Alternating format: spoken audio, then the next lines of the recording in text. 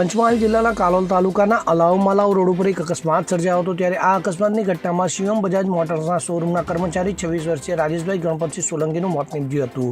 ગત 7 જૂન 2025ના રોજ સવારે 11:30 વાગે રાજેશભાઈ શોરૂમ બજાજથી સિટી 100 મોટરસાયકલ લઈને નીકળ્યા હતા। તો આ દરમિયાન અલાવ રોડ ઉપર એક અજાણ્યા વાહન ચાલકે પોતાનું વાહન બેફામ ચલાવી અકસ્માત સર્જ્યો હતો। આ અકસ્માતમાં રાજેશભાઈને માથા અને મોઢાના ભાગે ગંભીર ઇજાઓ પહોંચતા તેમને પ્રથમ કાલોલ રેફરલ હોસ્પિટલમાં સારવાર માટે લઈ જવાયા હતા। ત્યાંથી ગોધરા સિવિલ હોસ્પિટલ અને જે બાદ વડોદરા એસજીજી હોસ્પિટલમાં ખસેડવામાં આવ્યા હતા। તો બીજા દિવસ સવારે લગભગ 5:45 વાગે ફરજ પરના ડોક્ટરે રાજેશભાઈને મૃત જાહેર કર્યા હતા। તો મૃતકના પિતા ગણપતસિંહ સોલંકીએ અજાણ્યા વાહન ચાલક વિરુદ્ધ કાલોલ પોલીસ સ્ટેશનમાં ફરિયાદ નોંધાવી છે। તો પોલીસે આ મામલે ગુનો દાખલ કરી તપાસ શરૂ કરી છે। Bureau report CN24 news. હવે જુઓ દેશ દુનિયાની તમામ ખબરો તમારી આંગળીના ટેરવે।